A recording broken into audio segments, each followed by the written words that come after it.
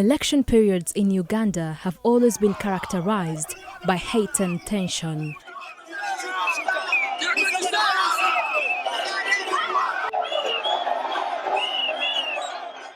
With majority of the population being young people, the excitement has sometimes turned deadly. I am one person who works with the youth, even around Kasese, in the diocese of Kasese, and I know the problems that the youth around here are facing. One is that they are really coming from those, I can't say poor family, but humble families that they cannot get up themselves or they cannot provide for them, and hence they end up going out there to search for a way on how to survive. Our survival fails, it is when they start engaging themselves in violent things. Kasese district has for long been in the news for the wrong reasons. Politicians play a pivotal role in persuading the young people to cause violence against their opponents, with oftentimes spillover to the rest of the communities. We have had a number of problems. Our people here were arrested, taken to Jinja with the king. Some of them have come back. But we believe that some of these people who came back should also be involved in this peaceful coexistence meetings. And if RFPJ could organize a meeting for this, because so far we brought 132 inmates from Jinja. They have never been included in this package of peacemaking. So if RFPJ helped us to call them and then we talk to them, maybe they will also get involved. And so many others. And of course, so many young people are still there. We can't reach everybody, but at least if we help us, so that we can have many more youth being involved, we would have a better Kasese and a better kingdom. For now, I can tell you for sure the elections that ended in 2021, they were a good one because no violence was around, because everyone was occupied. And you know, when the youth is occupied, there is no violence. Everyone has what to do at the end of the day. And they won't expect free things from these people that are the candidates. Muhuda Zalmon, a community development officer in Hima Town Council, says the peaceful 2021 elections that the region experienced was because the youth were engaged in developmental activities and had no time to indulge in the divisive politics. Hima being an urban council, it has attracted very many people to come and work within Hima, and yet the jobs within the factory are limited, so others are redundant within the town. We had a training center that was organized by RFPJ, which accommodated 80 runners. The 80 runners were distributed into trades. The first trade was hairdressing, it had 20. Tailoring was the second, it had 20. Carpentry had 20 also, then welding had 20. Those were the 80 runners. The training site we had, I had earlier told you that it accommodated 80 runners. Those 80 runners would be redundant within town. But now these days they are organized. They are carrying on their own business. They gave them a project, a startup capital, that they bought goats, which they are rearing. And in so doing, they are no longer loitering within town because they are so busy in their own activities that RFPJ gave them skills. And the population of Hima, I have told you, we have over 500 youth who are still unemployed or who do not have even skills. So the challenge would be that it is just a drop of water in an ocean that we have picked, but the remaining youth are still redundant with no skills. A lot of benefits that these youth have got from the project, because skilling, even when you're educated or not educated, when you have a skill, you can run the world and you're able to make sure you survive on your own.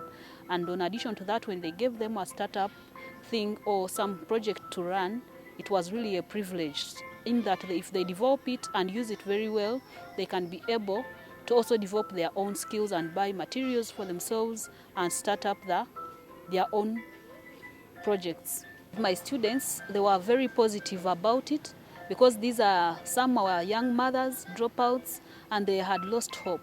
But when the project and the RFPJ team came in to give them hope and show them that they can really mind them and give them a skill, they were really very positive, and I saw them getting up the skill at a high rate. For Catherine Ninsima, a hairdresser, the skills learned during the skilling program is having a ripple effect even in the communities where they come from.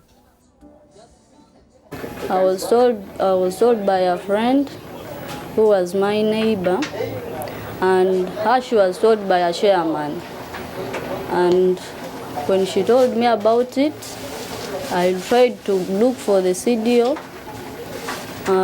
He took me there. I started learning. It took us 3 months to learn, and I learned hairdressing, pencil, 3-3, twist, and weaves. After these learners acquired the skills, they have gone down to the grassroots, and these other youth will also learn from them. So it will have an impact at the grassroots level, because even the service delivery down there will be good. Because if a welder makes something on ground, then the local community will also be buying from that person. So the service is extended nearer to the community members. As a young mother, Catherine was languishing in the village with no hope of better life. The skilling program has given her a new leash of life together with her fellow youth. Before I joined RFPJ, I was at home. I had just given birth of my boy, doing nothing. And when this thing started, I found myself having a skill, and now I'm somehow better. Catherine's group has also progressed from just the skills learned to other ventures. The group, through the help of Renzori Forum for Peace and Justice, has managed to pull together goats that they rear as a group. Everyone got his or her goat, took it at his or her own home. But then we lacked enough land and also to take care of them. Then we decided that let's all bring them together and we rear as a team. Yeah, and I think we are rearing as a team right now. 21-year-old Abdul Karim is one of the group's goat caretakers. He learnt welding from the skilling program and says because of the intense training that they were getting, most of his peers did not have time to get involved in politics. I was in my village. I had someone communicating that you got town council, there is a station which has opened. Then also I went to the town council. I made my research about the CDO. Then the CDO informed me. Then I went to the school there. Then I joined and I took welding.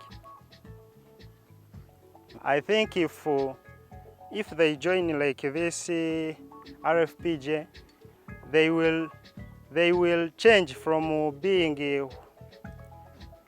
they will change from doing bad acts to good acts. Like for me, I was just there at my home in lockdown, suffering. But right now, I'm working.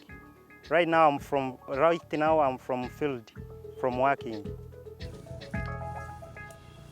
The young people in the region unanimously agree that when the young people are not fully engaged in development activities, it is easy to lure them into anything. When you engage yourself in peer groups, you find yourself having violence in the community, which is not good. So when I started this thing in RFPJ, I never engaged myself in violence. Yes. I had 23 members in the class, and though it was not at a complete because of the COVID that came in, but for the start it was really very good, and people were catching up, we were doing it very well, and I hope they have the skill if they have the kits to use. Yes, and I hope it can help them, because I really gave them the reason why we can do fashion and design. Not that it is for the people who don't have, or it is for the people who are not educated, but it also helps you to earn a living, and for the people in the fashion are really doing well. And I kept on encouraging them to train others and to make sure they get this skill very well. So I hope they are doing well, and if they are given an opportunity, they can do it very well. In the next episode, we look at how young people in Kabarole district have turned their lives around.